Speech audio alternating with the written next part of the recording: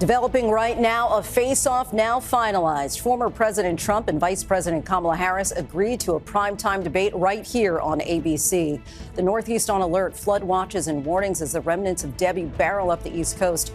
And the stunning upset at the Summer Games. Team USA's Noah Lyles goes for gold with COVID. First, former President Trump makes his first public appearance since the debut of the new Democratic ticket, agreeing to that debate on ABC next month. Just moments ago, Vice President Harris saying she's looking forward to it. Trump also proposing 2 more showdowns with the vice president. Selina Wang with late reporting. Our other major headline, Debby takes aim at the Northeast after making a second landfall in the Carolinas, flooding, rains, and several reported tornadoes.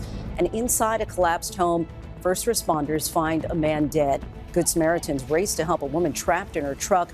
Washington, D.C., Philadelphia, right up into New York City, all bracing for heavy rain and powerful winds. Victor Akendo reports from the storm zone. Our weather team times it all out. That shocking moment at the Summer Games, Team USA's Noah Lyles comes up short in his best event, seen winded before leaving the track in a wheelchair. Lyles later revealing he is battling COVID. James Longman standing by in Paris. The dramatic new body camera video from the attempted assassination of Donald Trump. You can see the moment an officer confronts the shooter on the roof right before he opened fire. Aaron Katersky reports. The chilling new details in the alleged terrorist plot targeting Taylor Swift concerts overseas. Authorities are now questioning a third teenager. The reported confession. What authorities now say the suspects were planning to do. Tragedy in the water. An athlete appears to drown after vanishing during a swim event at the CrossFit Games in Texas. Helpless spectators looking on in horror. Chaos on a Florida beach. A dust devil turns beach umbrellas into missiles. And America strong tonight, 1 year after the devastating fires on Maui. A community still rising from the ashes. From ABC News World Headquarters in New York, this is World News Tonight with David Muir.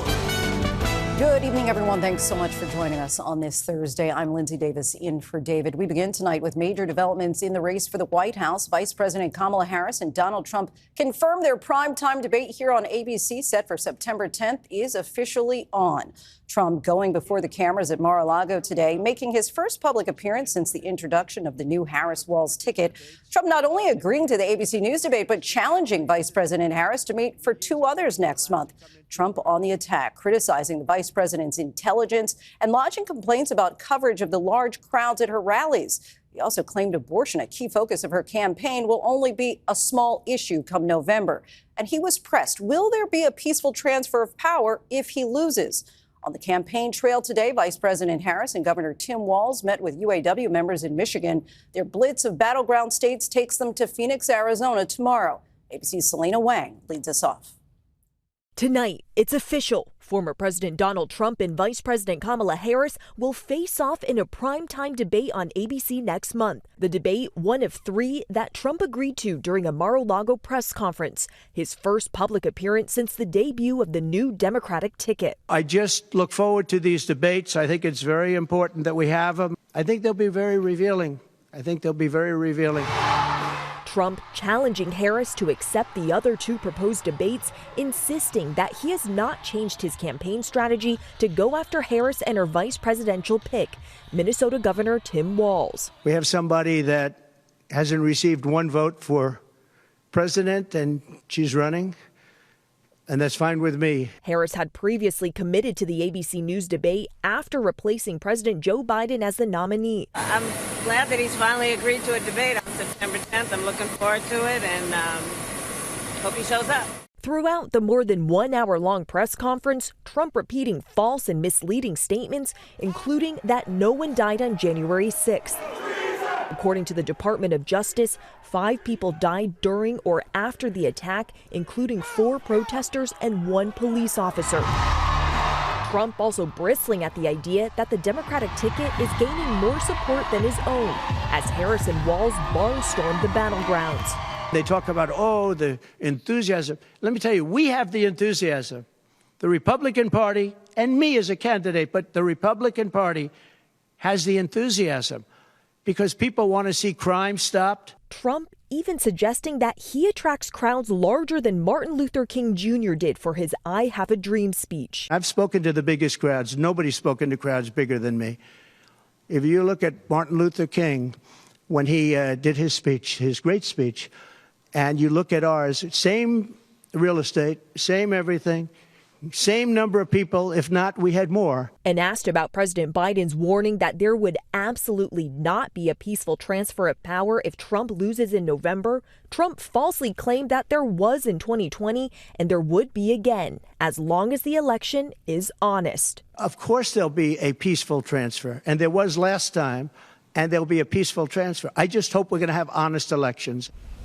And the vice president saying tonight that she's open to considering more debates, but only after the one on ABC News on September 10th. Harris also saying tonight that she wants to schedule an interview, a sit-down interview, before the end of the month. Lindsay? Selina Wang from the White House. Thanks so much, Selina. David Muir and I will moderate the ABC News primetime debate between Vice President Kamala Harris and former President Donald Trump on September 10th, right here on ABC. We move on now to Tropical Depression Debby, making its second landfall in South Carolina, spawning a deadly tornado and flood watches from South Carolina all the way to New York. The system expected to arrive in the Northeast by tomorrow, the storm triggering at least 12 reported tornadoes. Authorities say one person was killed when a tornado touched down in Wilson County, North Carolina. Dangerous flooding is expected from Washington, D.C. to Philadelphia, New York to Boston. ABC's Victor Oquendo is in North Carolina. Tonight, as Debby marches up the East Coast, the death toll is rising and the roads are treacherous. Overnight on Highway 74, west of Wilmington, North Carolina, take a deep breath. I'm okay. Storm chasers and other drivers, including a Marine veteran, springing into action, racing to rescue a woman after her car hydroplaned and flipped over, carefully guiding her out of harm's way. It's a great relief. Yeah. I didn't expect to see somebody moving. Debby blowing ashore just north of Charleston, its second landfall. Tropical torrential rain inundating neighborhoods. East of Raleigh, in Lucama, North Carolina, this middle school taking a direct hit from a confirmed tornado. First responders searching the classrooms inside. Not far from there, this home collapsing. Search and rescue teams working to lift and stabilize it, finally finding the homeowner inside, who sadly did not survive. Norman Toller lives nearby and saw the tornado touch down. Look out the back door, and I dropped down to my knees and went to pray. I said, Lord, you know, I've worked all my life for what I got here. Please don't take it. And it went right in the backyard. A devastating scene here in Lucama, and the threat is far from over. There's a tornado watch for the area until 8 p.m. and the possibility of flooding, even as Debby makes her way straight to the Northeast. Lindsay? Debby still lashing out on the weather-weary. Victor, thank you. That system is expected to hit the Northeast tomorrow. Let's get right to meteorologist Lee Goldberg from our partner station WABC here in New York. Lee, what's the latest?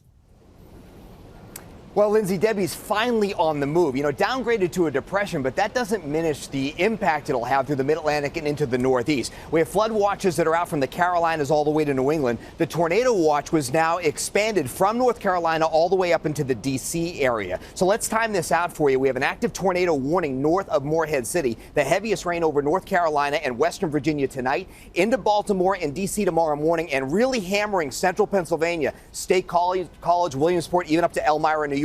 You do not want to be on I-87 during the afternoon hours tomorrow. Very heavy rain, and then the threat for flash flooding, damaging winds, even isolated tornadoes right down into the New York City area. The good news is it leaves the scene and we're back to beautiful weather, probably cleaning up though over the weekend. The highest risk of flash flooding from Harrisburg to Burlington, as Ginger always says, have two ways to get warnings. Lindsay? Right, Lee, thank you. Now to that stunning headline from the Summer Games. American Noah Lyles collapsing after winning the bronze medal in the 200-meter race. Medical staff then rushing to his side. Moments later, Lyles confirmed he tested positive for COVID, but decided to run anyway. James Longman in Paris. A shocking upset for Noah Lyles tonight, the newly minted Olympic champion taking bronze in the 200-meter final. It's his best event, and he was tipped for gold. But the Team USA star was running with COVID after testing positive on Tuesday. This is where he gets to show his speed! Botswana took gold, USA teammate Kenny Bednarek in silver, but moments after Lyles crossed the finish line, he was seen gasping for air on the ground. Medics rushed to his side before wheeling him out of the arena. Lyles is fresh off that stunning 100-meter victory. He won by 0.05 of a second.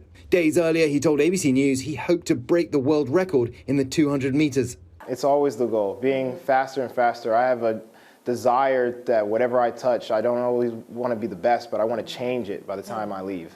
Team USA has now raked in over 100 medals.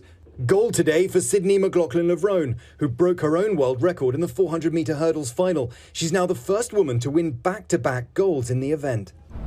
And Lindsay Lyles is one of at least 40 athletes at these Olympics to have come down with COVID or another respiratory illness. In a statement, USA Track and Field say he underwent a thorough medical evaluation before the event and still chose to compete. They say they are monitoring his condition closely.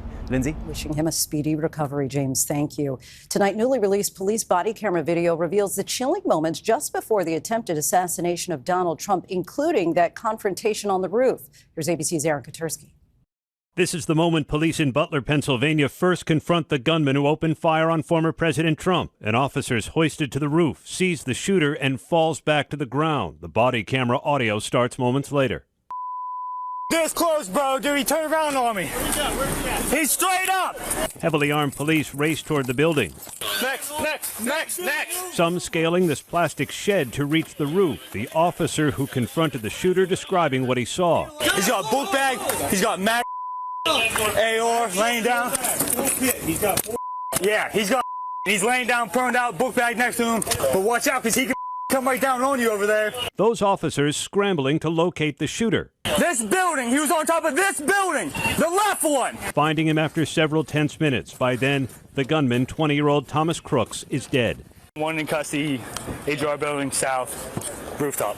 Another officer's body camera capturing a wounded victim carried from the rally site. When the chaos subsides, some police openly question how the shooter had access to a rooftop 400 feet from the former president. I told them to post guys over here. I wasn't even concerned about it because I thought someone was on the roof. I thought that's how like, how can you lose a guy walking back here? They were on the roof. They were inside. Why were we not in the building? Why were we not on the roof? We've also had a look tonight, Lindsay, at some newly released documents that show Thomas Crooks visited a shooting range more than 40 times prior to the rally, including a final visit just the day before. Lindsay? Aaron Katersky, thank you. Next tonight, chilling new details about the alleged terror plot targeting Taylor Swift's concert tour in Vienna. 2 suspects now under arrest, a third teenager questioned. Authorities say a 19-year-old has confessed that they plan to use knives and explosives to kill as many people as possible. Here's ABC's Maggie Rulli. Tonight, just 24 hours after Taylor Swift's sold-out concerts in Vienna were canceled. Officials releasing this chilling photo of the 19-year-old Austrian suspect they say hoped to kill as many people as possible outside the stadium. The teen, who is seen with machetes in hand wearing an ISIS flag, has allegedly confessed to planning a suicide attack, according to authorities, who say the terror cell wanted to create a bloodbath, copying ISIS attacks like those at concerts in Moscow, Paris, and Manchester. Protecting soft targets, these high-profile events, this has become a major security concern. You're never going to have 100% security. Police say they found knives, timers, and explosives inside the suspect's home. And a suspected accomplice, 17-year-old Austrian, was arrested at the stadium where he had just taken a job. A 15-year-old Turkish citizen was also questioned. On the streets of Vienna today, Swifties putting on their own concert. When the news got out that it was canceled, there were a lot of tears, but I'm happy that with other people are feeling the same and we're having a lot of fun together. And Lindsay, just 1 week from tonight, Taylor Swift will wrap up the international leg of her Eras tour right here in London, where 500,000 fans are expected over 5 days. Just today, the mayor of London said the plan is to carry on and have those concerts go ahead as scheduled. Lindsay? Maggie, thank you. Back here in the U.S. tonight, tragedy at the CrossFit Games in Texas. An athlete appears to have drowned while swimming across a lake in Fort Worth. Here's ABC's Mireya Villarreal. Tonight, tragedy at the annual CrossFit Games in Fort Worth, Texas. A swimmer in distress appearing to drown near the finish line of the first event. We got called out this morning, originally about 8 o'clock for an assist PD call. It ended up being a participant in the water that was down. First responders using divers and drones to search Marine Creek Lake, locating the body of 28-year-old Lazar Dukic of Serbia, seen in a video posted by CrossFit before the competition. He started to doing small turns and he was trying to get his head out of the water, And it was at that time that we started screaming to the lifeguard, like, he needs help. And then within seconds, he was under and he never came back up. Tonight, the CEO says a safety plan and staff were in place at the time and that CrossFit is cooperating with authorities in their investigation. A lot of people are mourning, and we want to do everything we can to support the community, to support the family. Lindsay, all of the games and activities were canceled for today, and tonight a new statement from CrossFit. They are saying our hearts are with Lazar's entire family, friends, and also fellow athletes. Lindsay? CEO saying he is gutted. Mireya, thank you. Tonight, the stock market mounting a comeback thanks to encouraging news about the labor market. Dow jumping 683 points, moving back above 39,000. Investors responding to lower than expected jobless claims. The Nasdaq staging a comeback of its own, soaring 464 points, and the S&P 500 posting a gain of 119 points, its best day since 2022. When we come back, the nationwide listeria outbreak linked to deli meat spreads. The incredible images: a powerful dust devil sends umbrellas flying at a Florida beach. And 1 year later, we're in Maui, where a community rises from the ashes. Next tonight, a listeria outbreak linked to some deli meats is spreading. 9 new cases and 1 death have been reported in the past week, raising the total to 43 cases and 3 deaths. CDC officials have traced the source of the outbreak to deli meats. More than 7 million pounds have been recalled. When we come back, the stunning images: a dust devil upends a day at the beach in Florida, and the big day in San Diego. The giant pandas make their public debut. To the index now, a day at the beach turned to chaos in northern Florida. A dust devil turned umbrellas into missiles, pulling them high into the air, sailing above beachgoers who could only look on. Dust devils can form in areas with hot surface temperatures, usually under clear skies and light winds. And today is finally the day. 2 giant pandas make their public debut at San Diego Zoo. The governor proclaiming today California Panda Day. The stars of the show taking it all in, seemingly unfazed and doing what pandas do, relaxing and chomping on their bamboo. The bears are the first to arrive in the U.S. from China in more than 20 years. When we come back, America strong, Maui rising 1 year after the devastating fires. Finally tonight, America strong, Maui strong, exactly 1 year since the devastating fires. And our Becky Worley, who grew up on Maui, is there with the rebuilding efforts, the hope after the heartbreak. At the water's edge, north of Lahaina, it's sunrise, August 8th. This morning, people gathering for a ceremony called Hi'uvai, to cleanse yourself in the ocean.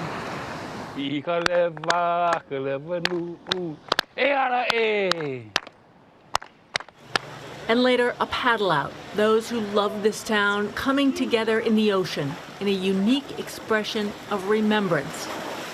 102 lives lost, and so many lives upended. Above Lahaina, we see the progress. Community leader Archie Kalepa. Getting a bird's eye view, it gives people hope. It gives people the idea that maybe I can go home soon. People like Nellen Cesar, who is rebuilding. 1 year ago, she evacuated to a road above the town. We can see our house burning. Living in a hotel room for 8 months, now in a temporary rental. But she and her husband are returning to the spot their home once stood. Our living room here, dining room here. Sacred Heart School, where I once went, still in rubble. I didn't even recognize this. So this is where I went to 2nd grade. Since the fire, students and teachers making do in outdoor classrooms. But just this week, Sacred Heart's welcoming 185 students to their new semi-permanent campus. We were breaking ground in January, and here we are in a new school. One of their first assignments, writing gratitude cards to mahalo, or thank, local firefighters. They'll deliver these today on the 1 year anniversary of the fire. And tonight, that famed 151-year-old banyan tree showing new signs of life too. Thanks to conservation and restoration efforts, parts of it are not only healing, but now sprouting hundreds of new leaves. There is new life and new hope all across Maui 1 year after the fires. So glad to see that. Our thanks to Becky. And you can see much more of our special reports on Maui tonight on ABC News Live and tomorrow evening right here on ABC. Thanks so much for watching. I'm Lindsay Davis. Good night. Thank you for making World News Tonight with David Muir, America's most watched newscast.